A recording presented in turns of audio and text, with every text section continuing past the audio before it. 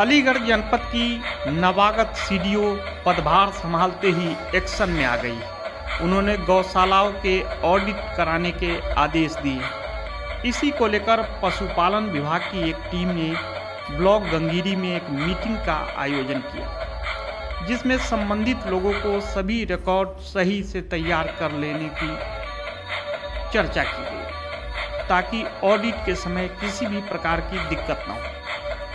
बता दें, daily news online.in लगातार गौवंशों और गौशालाओं को लेकर मुद्दे उठाता रहा है। अलीगढ़ से राजपाल सिंह आर्य की रिपोर्ट। साथियों नमस्ते। आइए हम देखते हैं यहाँ ब्लॉक गंगीरी में अभी गौशाला की तरफ से यहाँ गौशाला का ऑडिट होने के लिए यहाँ जनपद की टीम आई हुई है, और हम उन सभी साथियों से ये पूछते हैं कि यह टीम से उनका क्या रहा है आज।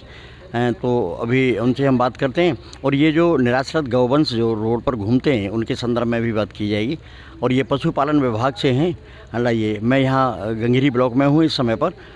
डेली न्यूज़ के लिए अलीगढ़ से मैं राजपाल सिंह आर्य। मैं पहले तो आपका पर्चा जानना चाहूँगा, और ये क्या कार्यक्रम था जिसके लिए आपने यहाँ जो मीटिंग आप की है गंगीरी ब्लॉक में? अच्छा, मैं पशुपालन विभाग से नवीन गुप्ता हूँ। सीडी साहब ने ये आदेश किए हैं कि इन गौशालाओं का हमारे का सबका जो हम लोग भरण पोषण का पैसा देते हैं उसका ऑडिट कराना है। तो ऑडिट कराने से पहले हम लोग जाएं और सबसे संपर्क करके जिसके जो रिकॉर्ड, क्योंकि कुछ रिकॉर्ड ऐसे होते हैं जो पूरे नहीं हो पाते हैं या आधे अधूरे पड़े, उनको तैयार करा लें ऑडिट से पहले। तो उसी बारे में समझाने के लिए एक मीटिंग बुलाई थी सारे सेक्रेटरीज के साथ में, जो अभी होकर संपन्न हो गई है। उनको बता दिया क्या क्या रिकॉर्ड तैयार करने, कैसे करनी है, जिससे ऑडिट के सामने कोई विषम परिस्थिति पैदा ना हो, उस पर्पज से बुलाई थी। अच्छा, अभी ये आपने देखा होगा कि सरकार का ये भी आदेश है कि कोई जो गौवंश जो हैं वो सड़कों पर नहीं घूमे जी, तो उसके लिए क्या सरकार की तरफ से ठोस कदम उठाया जा रहा है? सरकार ने जैसे निर्देश दिए हैं कि 31 तारीख तक हमको गौवंश संरक्षण का अभियान चलाना है, और अभियान चलाकर सारा का सारा क्षेत्र जो है गौवंश मुक्त करना है। तो हमारी तरफ से लगातार अभियान चलाया जा रहा है, जिसमें हम लोग पशुपालन विभाग की मदद ले रहे हैं, विकास विभाग की मदद ले रहे हैं, राजस्व विभाग की, और जो स्थानीय निकाय हैं। देखिए, बेसिकली तो आधारभूत रूप से देखें तो ये बेसिक जिम्मेदारी तो जो स्थानीय निकाय हैं, प्रधान वगैरह, चाहे वो ग्राम पंचायत हों या न्याय पंचायत हों, उनका है। लेकिन फिर भी सब लोग सहयोग एक दूसरे का करते हुए सब लोग मिलजुल कर अभी अभियान चला रहे हैं हम लोग, और काफ़ी हम लोग लगभग 4000 गौवंश को अब तक पकड़ भी चुके हैं। हम लोग सब गौशालाओं में रखवाने की कोशिश कर रहे हैं, ठीक है। लेकिन समझ सकते हैं क्योंकि ये गौवंश को छोड़ रही आम जनता। समस्या का समाधान जब तक नहीं हो सकता जब तक कि आम जनता अपने आप में जागरूक ना हो, अपने आप को ना समझे। आम जनता को समझाने के लिए आपने क्या योजनाएं बनाई हैं जो लोगों तक ये संदेश पहुंचाएगा? गौ माता को छोड़िए मत। जी, देखिए, आप इसमें आप लोगों का प्रिंट मीडिया है या आप लोगों का सोशल मीडिया है, उसके जरिए से या हम लोग जो कैंप वगैरह होते हैं, गोष्ठियाँ होती हैं, सब में हम लोग ये समझाने की कोशिश करते हैं कि भाई जो गाय है उसको आप लोग इस तरह से मत छोड़िए। अगर आप लोग निराश से छोड़ देते हैं तो निराश से छोड़ने से ये समस्या पैदा होती है कि वो इधर उधर घूमती है। आपने छोड़ दी, वो पड़ोसी का नुकसान करती है, दूसरे का नुकसान करती है, फिर एक के नुकसान की वजह से सबको नुकसान होता है। तो अच्छा तो ये हो कि जिसका हमने इतने दिनों तक दूध पिया, माता माना, सब कुछ है, तो उसको अब हम लोग कुछ और कर सकें। या फिर अगर छोड़नी ही है तो उसको एक जो गौशालाएँ जहाँ पर वहाँ तक जाकर छोड़ कर आए उसको।